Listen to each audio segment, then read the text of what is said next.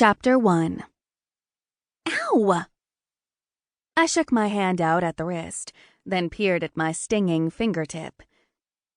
Stringing popcorn was nothing like sewing, and absolutely not for the faint of heart or thin of skin. I'd stabbed myself 3 times in 5 minutes and had eaten more of the popcorn than I'd strung. I stuck my throbbing wound in my mouth and frowned. "It's too bad Halloween was over 2 weeks ago, Bonnie," Lexi, my teenage shopkeep, said. "Your decor will look like a crime scene in no time if you keep that up." I freed my fingertip and went back to work, determined to be more careful with my festive fall decor and my bloodthirsty needle. I hoped the hint of Christmas would increase the appeal of an already inviting setup. Lexi dragged long, dark hair over one shoulder and fussed with the fringe of thick bangs across her forehead. She'd graduated from the local high school last summer and volunteered at Bless Her Heart to pay for her senior prom dress. It hadn't taken me long to realize she was a perfect fit for the store, and I hired her on a permanent basis. My wild red hair had never been long or sleek enough to toss like hers without looking silly. "Don't look now," she said, "but your furry little outlaw is on the hunt again." I slid my narrowed gaze to the sleek black cat in my periphery. Clyde hunkered beneath a row of sequined ball gowns. The holiday party attire display at the back of Bless Her Heart, my second chance shop, was one of his many hiding spots. He did his best hunting from there. Usually he made off with things shoppers dropped, like gum wrappers, loose buttons, or unsecured earrings.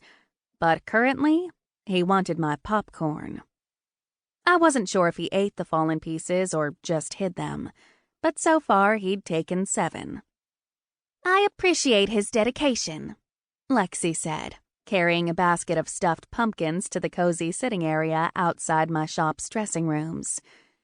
"Every store should have a mascot." She arranged the velvet and crocheted items on a glass and brass coffee table set between a pair of cream and taupe armchairs, then stepped back to admire her work. "What do you think?" "I love it, as always," I said. "You've got a natural talent for decorating." She smiled. "And you have a talent for doing all of this." She opened her arms as if she might twirl, but settled for motioning around the shop. I let my gaze roam and admire the space around us.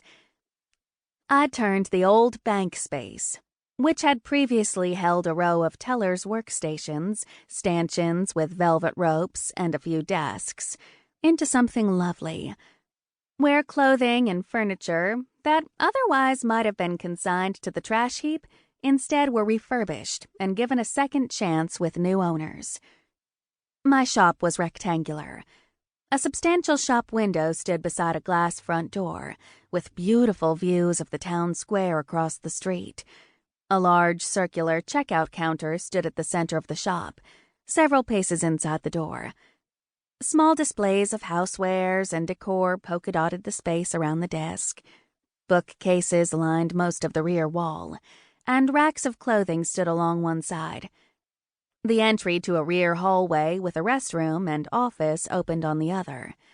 A set of changing rooms were tucked into the corner, and I'd gathered refinished furniture sets into mini scenes here and there. I kept a refreshments table beside the register and encouraged shoppers to grab something sweet while they browsed. Maybe have a seat on one of the chairs and see how much they'd like to take it home as well. My throat thickened a bit with the emotion that always came when I remembered how incredibly blessed I was and how grateful I was for the opportunity to start over in Bliss. Thank you. I'd opened Bless Her Heart last spring, after my husband of nearly 20 years filed for divorce. At first, it had been rough to accept the end of something I'd worked single-handedly for so long to save. But returning to my hometown of Bliss, Georgia, had been the right move.